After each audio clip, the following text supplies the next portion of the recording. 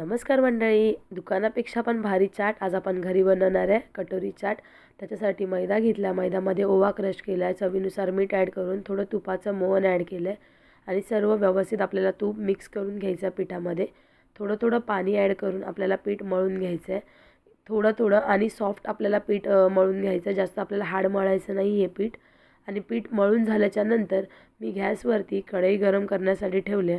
कढई गरम करून झाली की त्याच्यामध्ये मी तेल ॲड करणार आहे। तोपर्यंत आपण जो पीठ मळून घेतलेला त्याच्यातला एक पिठाचा गोळा घेऊन चपातीसारखं गोल गोल लाटून घेणार आहे। पाहू शकता, पातळ लाटायचं, जास्त पण जाड नाही, मीडियम साईजमध्ये लाटून घ्यायचं आपल्याला। आणि आपली पिठाची जी पारी आहे ती लाटून झाल्यानंतर सुरीने त्याच्यावरती थोडेसे डॉट डॉट लाईन्स द्यायचे आहेत, थोडेसे त्याला लाईन्स मारून घ्यायचे आहेत।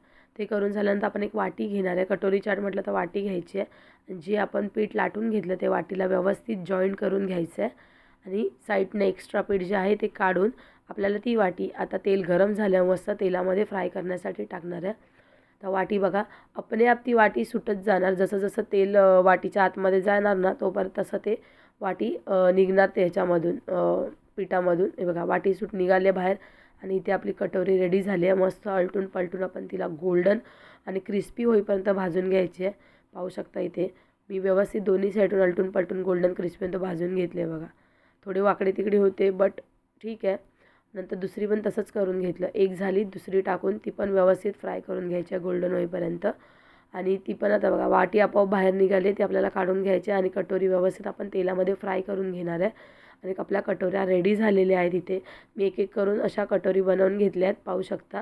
आता त्याच्यामध्ये मी कटोरी घेतली आहे, कटोरी चाटसाठी मी लाल चटणी, हिरवी चटणी, दही, मूग, चणे, काकडी, कांदा, टमॅटो, बटाटा, चाट मसाला, अनारदाणे सगळं घेतलेलं। कटोरी घेतली, कटोरीमध्ये मी छोले, आपले मूग, बटाटा, टमॅटो, कांदा, काकडी ॲड केले, त्याच्यामध्ये वरून हिरवी चटणी ॲड केली आहे, थोडीशी आपल्याला हिरवी मिरची टाकून घेतली आहे, गोड चटणी टाकायची आहे आणि थोडंसं दही टाकून त्याच्यावरती आपण थोडासा चाट मसाला ॲड करणार आहे। आणि त्याच्यावरती परत आपण थोडासा बटाटा, टमॅटो, कांदा, डाळिंबाचे दाणे, कोथिंबीर आणि वरून शेव टाकणार आहे। इथे आपली कटोरी रेडी झाली आहे। कसं वाटतंय? खूप टेस्टी लागते, एकदा नक्की बनवून ट्राय करा। अशीच नवनवीन रेसिपी बघण्यासाठी माझ्या पेजला फॉलो करा। धन्यवाद।